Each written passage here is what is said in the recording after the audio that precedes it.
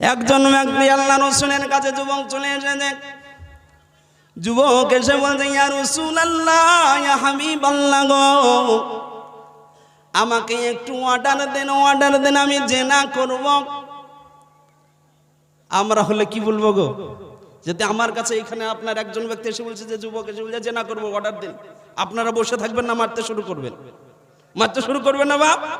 কিন্তু আল্লাহ রাসূল হিকমতের সঙ্গে কি বলছে দেখেন, হ্যাঁ যুবক, তুমি কার সঙ্গে জিনা করবা রে যুবক?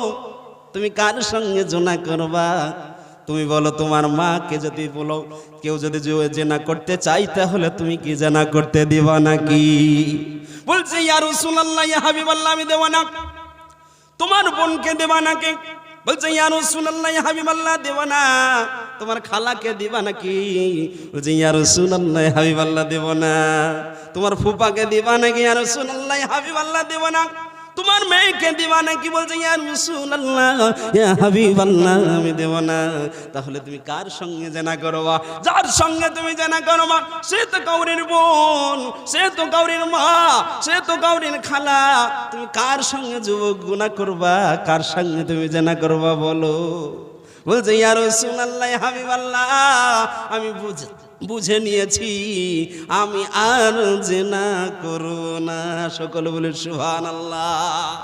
ও বাউদি আমার ভাইরা, মুমিন বান্দাদের চতুর্থ নাম্বার গুণ হবে ওয়াল্লাযীনা হুম লিফুরুজিহিম হাফিযুন, তারা লজ্জা স্থানের হেফাজত করবে।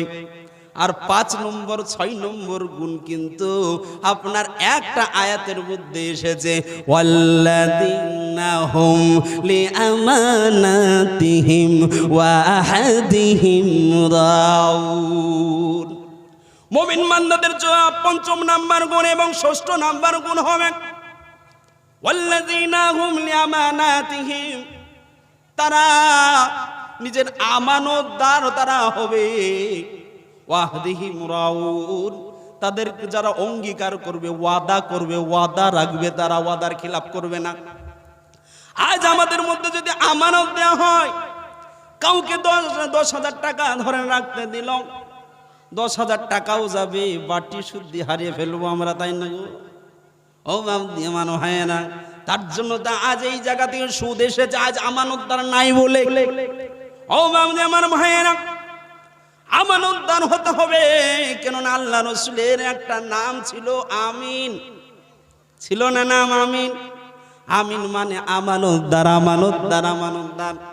আল্লাহ রাসূলের কাছে এত বেশি আমানত রাখতো, আপনার আল্লাহ রাসূলকে এত বেশি আমানত রাখতো, বেঈমানরা কাফেররা পর্যন্ত আল্লাহ রাসূলের কাছে এসে আমানত রাখতো।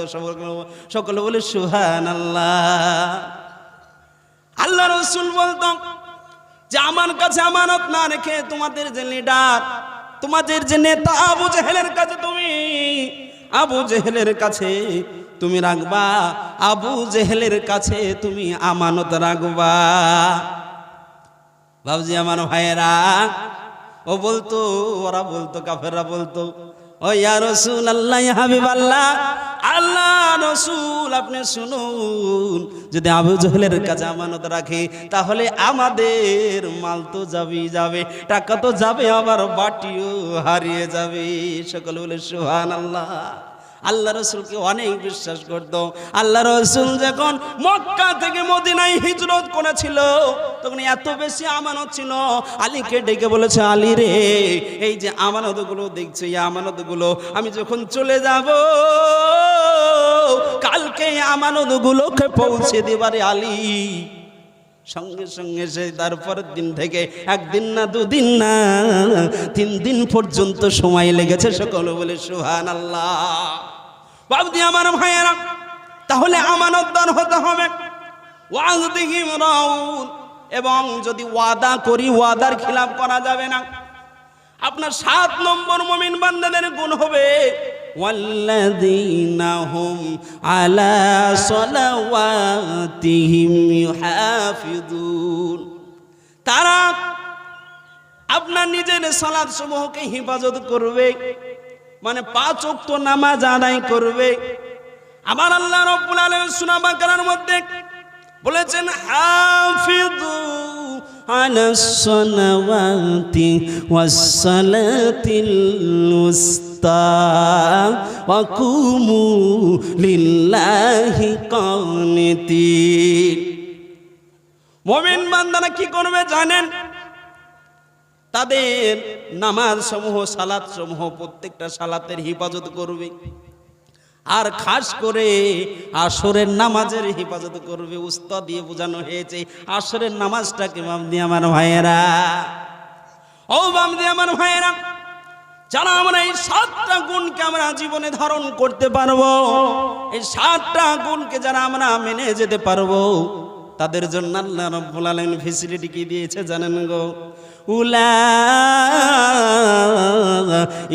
হুমুল ওয়ারিসুন, তারা ওয়ারিস হয়ে যাবে। ওয়ারিস, ওয়ারিস বলতে আমরা কি বুঝি গো? বাপ মরে গেলে যেমন ছেলে জমির ভাগ পেয়ে যায়, মেয়েরা জমির ভাগ পেয়ে যায়, এটা ওয়ারিস বুঝি না রে মামদিনা? অনুরূপ ভাবে ওয়ারিস হয়ে যাব কিসের?